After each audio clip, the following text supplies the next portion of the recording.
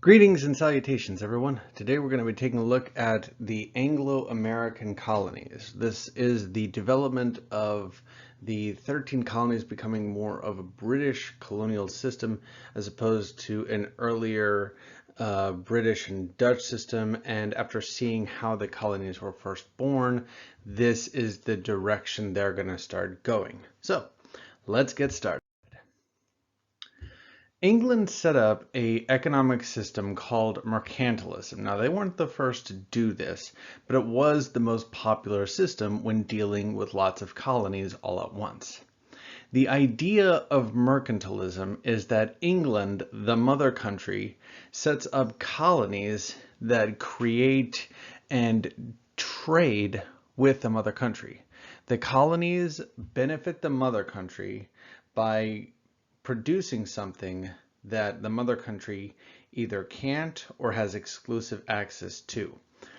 For example, timber. We talked last time that in New England, timber was a rich resource and something that was sought after by the British. We also talked about tobacco being an expensive luxury item at this time.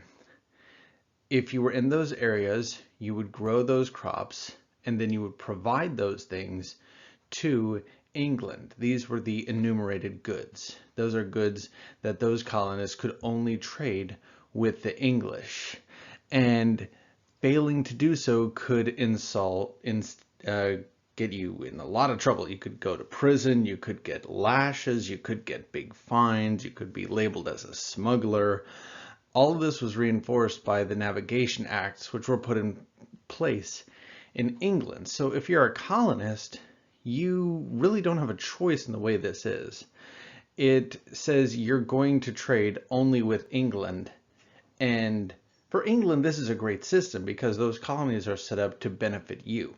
If you're a colonist and somebody other than England wants to buy your products, if you sell it to them and make money, you could go to prison. If you wait for the British ship to show up, maybe it's delayed for some reason, your crops may die.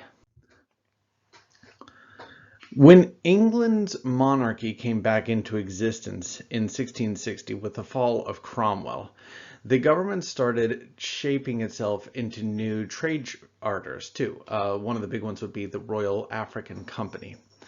And for the New Netherlands, the area that is highlighted here, an area of New England, this group realized very quickly they were surrounded. They were surrounded by the English colonies, and the Dutch, who controlled the New Netherlands, didn't want to fight England. It wasn't that they couldn't, it was that the Dutch viewed this conflict as we're not going to win anyways.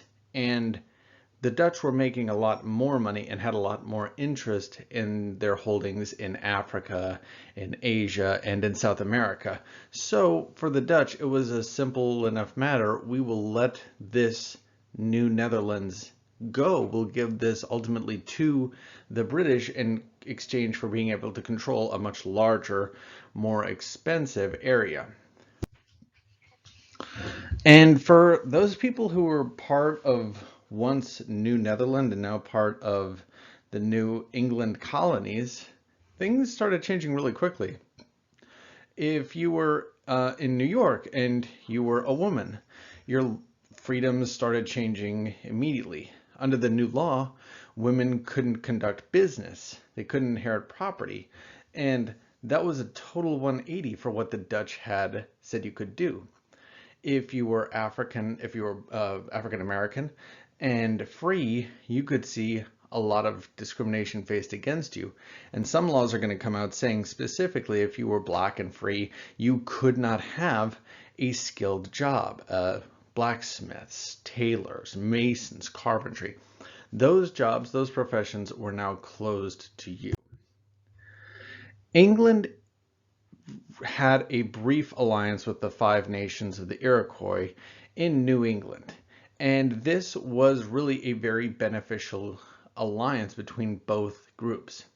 The Iroquois would side with the British in exchange for attacking the rival Iroquois, the rival tribes to the Iroquois, and the English didn't have to worry about an uprising of Native Americans in this region. Over time, though, the Iroquois are going to stop following this because it no longer benefited them as much as it previously had. Slowly, they're being treated less well. Slowly, gifts and presents are not showing up. Slowly, the discrimination is much worse than it had been. And that's why this ultimately falls apart. Colonists in New England now realized they had all this new master, the British government, but they didn't have the liberties of being English. And they penned the Charter of Liberties and Privileges that said, we want to be treated like as good as any English colonist would be treated. If you're a male property owner and you're a free person in New York, you're allowed to vote.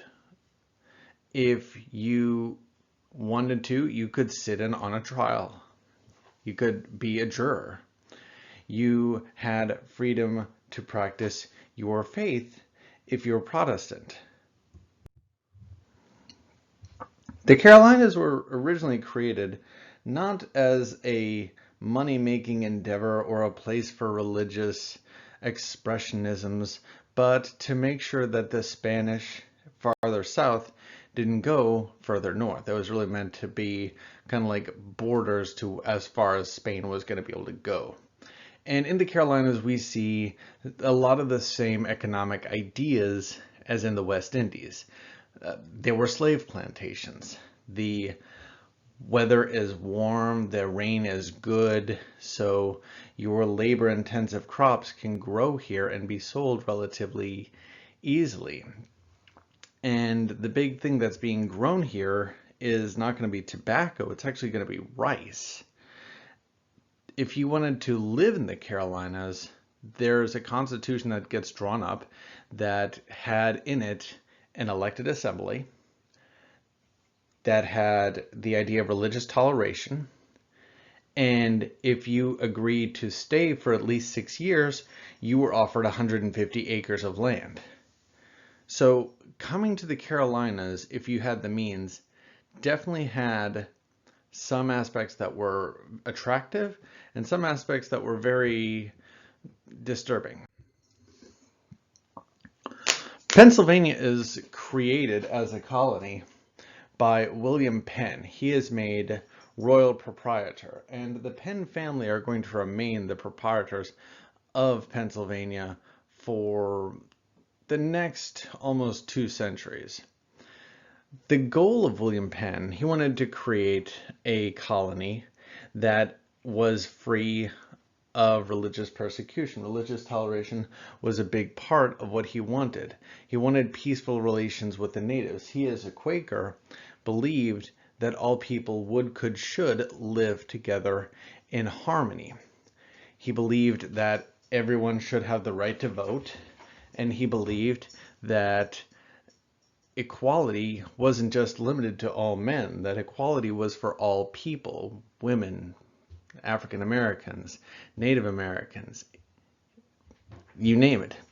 Fundamentally, Quakers are against slavery, and they do not believe in fighting. They're pacifists. They had great relations with the natives. As proprietor of Pennsylvania, Penn did things a little differently.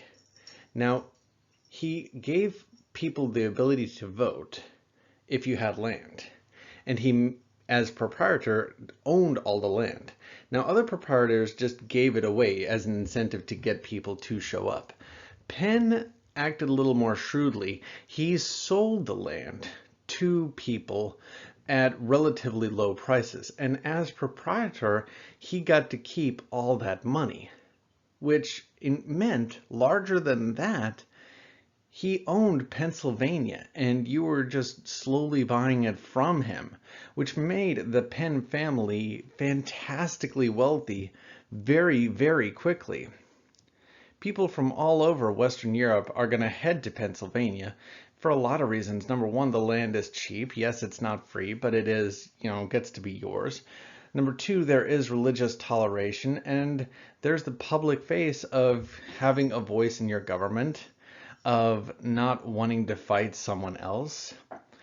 And we see there's a lot less indentured servants that are going to Pennsylvania than other regions.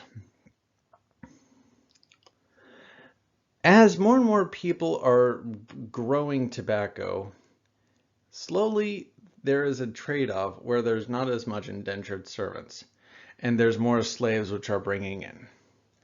And there were a couple of reasons why this happened. The first was the fact that as an indentured servant, you were only working that land for a set number of years, 5 or usually 7.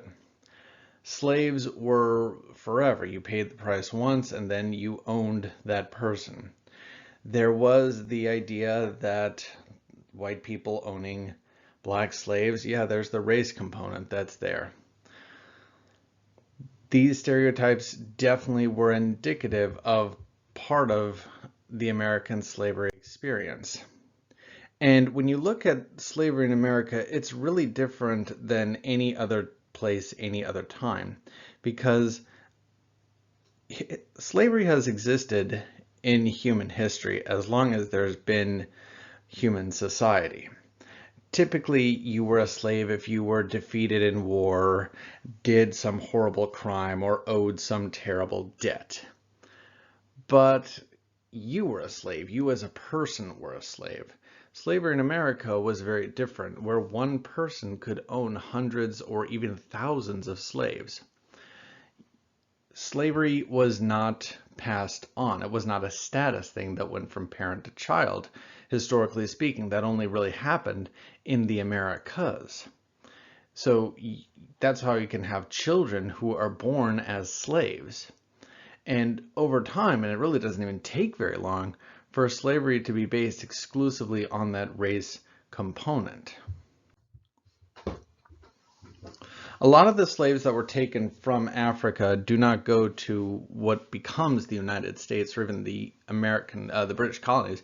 They're going to the West Indies, Cuba, San Domingue, the Bahamas, the Caribbean Isles, because this is where the more lucrative labor-intensive crops were being grown, specifically sugar and indigo. Growing and working these things is very difficult. It's very labor intensive and it's extremely dangerous.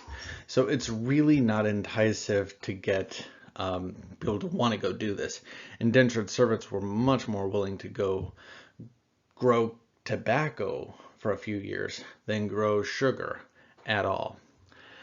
And in the West Indies, we see that these slave codes come into existence.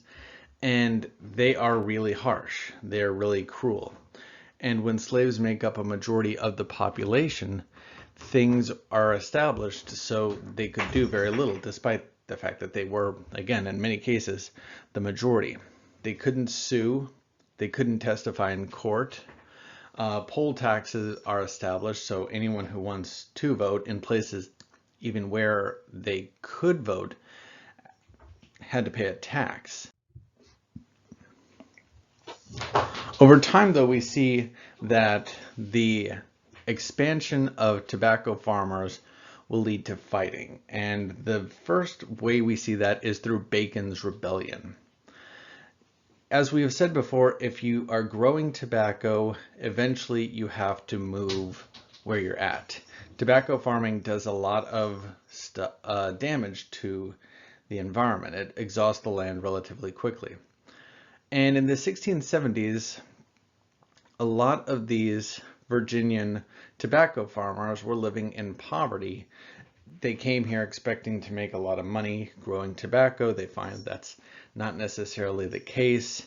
And they didn't want to stay where they originally were. They had to keep moving to where the ground is good.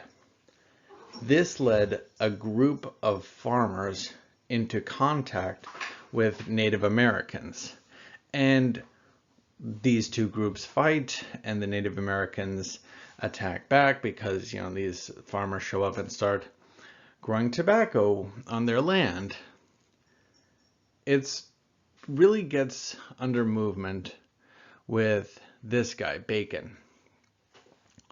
And he and his other farmers go to the governor of Virginia and say, we want protection from the Native Americans.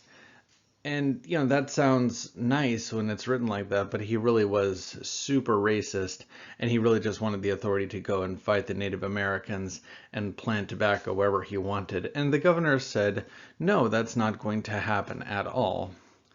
So Bacon and his followers attacked Jamestown.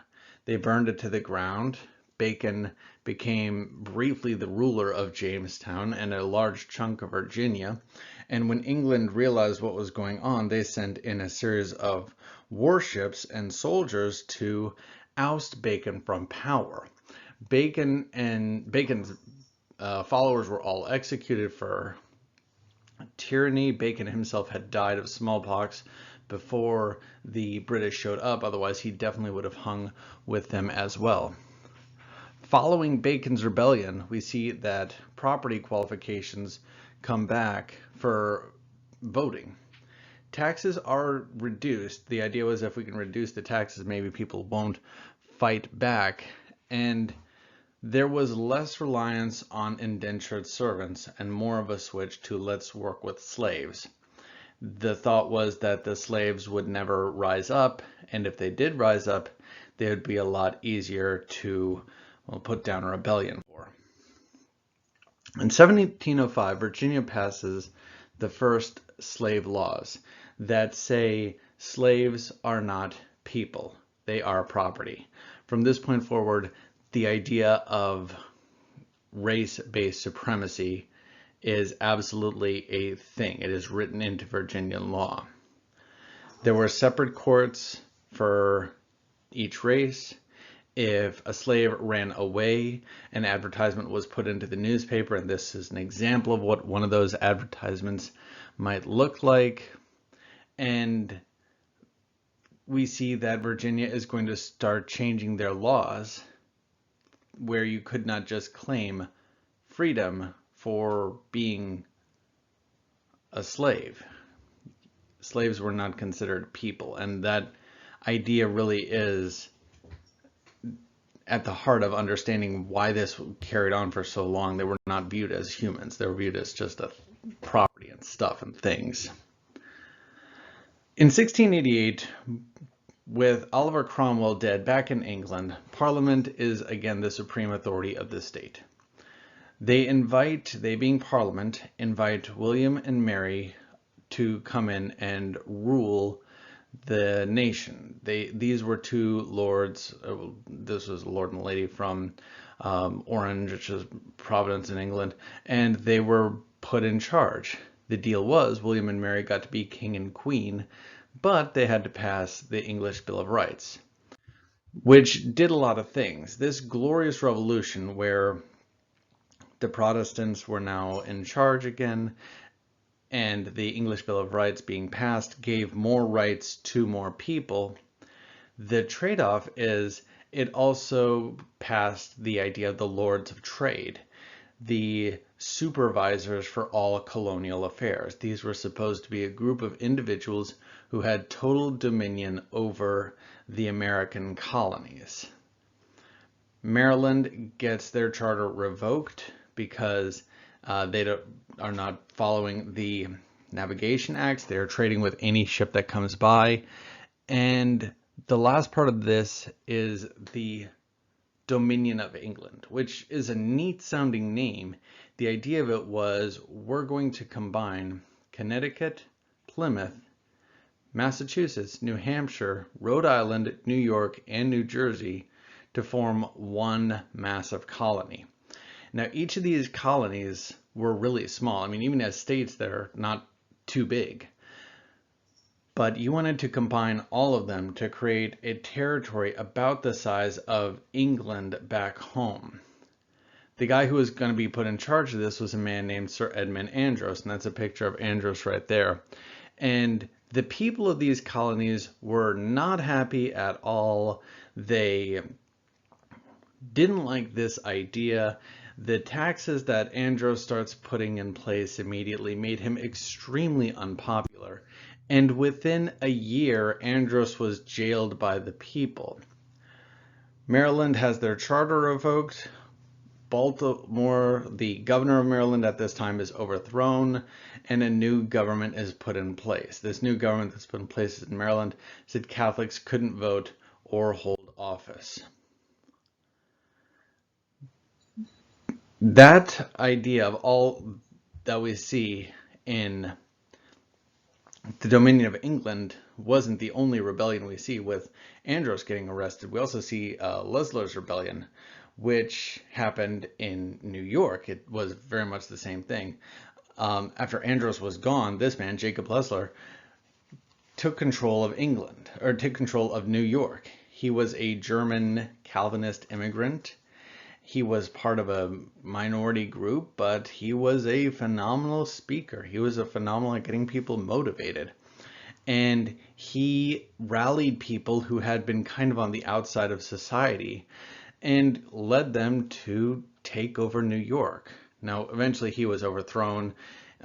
He was executed. But afterwards, we're going to see that politics are going to really be polarized between minority groups and the traditional British Protestant groups. Following all of that, Plymouth is finally made into part of Massachusetts. They're no longer going to be a standalone colony. And there's a lot of stuff that comes out of this transition. First big one we see is that Plymouth originally said if you want to vote, you have to be a church member. Following this, that disappeared, and if you wanted to vote, you had to have land. The governor was elected by England. It is no longer selected by the people. And a new law is passed, the English Toleration Act of 1690. It said that Protestants could worship freely, and if you're a Puritan, that's great, but you don't have to be Puritan. The religious dynasticism that made up Massachusetts and Plymouth did not just immediately go away because of this incorporation of different groups. The fear of the unknown was always a thing for many colonists. They lived in a new land. They believed that the devil was a real threat that was out to directly get them, that the threat of the Native American was the savage from beyond. They believed in magic. They believed that the witch was a real threat. And people were so stirred up by these fears that when the paranoia started getting to them, it was kind of hard to fight it for them. If you were considered a witch, you could be punished by death. And the accusation of being a witch is somebody has to just point their finger at you and say, you're a witch. You could be accused of being a witch for doing lots of things. Talking to animals, you're a witch. Making a potion. Now, mind you, a potion could be anything from an herb-based balm to a frothing concoction. It didn't have to do anything or even be anything. If we see that typically witches were women who were persecuted of this, there were a few men, but again, typically women, typically older women. And the Salem witch trials are the perfect example of how crazy things could be.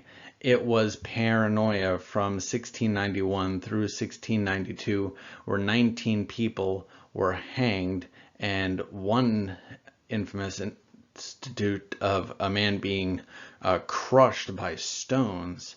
And this, when it was all said and done, slowly the colonists started to realize maybe we shouldn't be persecuting our people like this. Maybe we should try to figure out what's going on in a more rational, scientific manner. And it helped. In 1700, 90% of the English colonies were made up of people who were English origin. There were lots of people who came here from the 18th century onward as indentured servants. As we've said, the colonial opportunities were really attractive for anyone who wanted to come here, whether they be from anywhere, French, German, Scottish, Irish. The German group was, aside from the British group, the largest group of folks who came here. Typically, when the Germans came to the Americas, they came as entire families. And it was a lot, it really showed the diversity of people who wanted to come here because of of how diverse Germany was to England, how different these two groups are. We see that there's going to be some new branches of Christianity that start to show up in the 18th century in the colonies. New Jersey, Rhode Island, and Pennsylvania are some colonies that are going to say the church and the state operate as two different things. Your taxes pay for your ministers, but if you're Jewish or if you're Catholic, you're not allowed to vote. You're not allowed to hold office. So there's still plenty of the old persecutions that are going to hang around as the 18th century gets itself moving and grooving. Over time, we're going to see that frontier backcountry is going to continue to grow, and your middle colonies, Pennsylvania, New York, New Jersey, are going to start growing grain in larger volumes than they ever had. Typically, these colonies had just brought grain up from farther south, but that's not what they're going to do anymore. We live in an age in the 21st century where I can purchase just about anything I want and have it delivered to my home in under a few days. But that consumerism really didn't exist for these colonists. They made their own stuff. They produced their own clothing. Probably the biggest thing that was a consumer good was tea, because it didn't grow anywhere here. Most of your colonists are going to live in rural areas. They're living on the farmland. They're really not living in a city. Cities themselves were really more for where goods are going to come in and then ultimately be distributed. The port cities are the most significant type of city because that's where you're getting stuff from both Europe and different parts of the Americas. If you were an artist, you had a lot of ability to create what you wanted. And if you were an artisan, a skilled craftsperson, blacksmith, carpenter, mason, you could make a lot of money doing this. The goods that were grown on this landmass are traded very quickly. Sugar and tobacco were traded as far away as Eastern Europe. And that's because everybody wants this stuff and everybody enjoys these things. And this is going to lead to a series of interdependentness. The tobacco farmer here relies on the merchant to sell it in Eastern Europe. That person in Eastern Europe is expecting to get tobacco cheap because they can buy it from somebody here. And both sides are going to be making good money on this, but it didn't mean that there wasn't still people willing to cheat the system. Smuggling was very, very, very popular, especially if you didn't want to pay duties on stuff you brought in. Samuel Adams, not the same one as the beer, was an infamous, very wealthy colonial individual who also happened to be a smuggler. Your society classes in the colonies were pretty much what you would imagine they'd be. Um, you would see in New England there was a very powerful merchant upper class. The farther south you go, you have your very wealthy landowners, your very wealthy planters. And just like now, the more wealthy, the more powerful you were, usually this was somebody who was in control of the government or had influence in that. Clothes are brought in from as far away as Paris and Milan to dress yourself in, and that might seem like, well, we can get that today, but no. Again, you're talking about a 2-month voyage on a boat to get a pair of socks. It's a big deal. There is a big disparity of wealth that existed too. If you were wealthy, yeah, that's great, but the next step down is not middle class. There is no middle class yet. It is going to be the poor. The population is, by this point, is going to start growing more from people having babies and not as much of people just arriving. Most colonists that are going to start getting here by about the early 18th century are not going to have the giant land acreage that had been awarded 100 years earlier.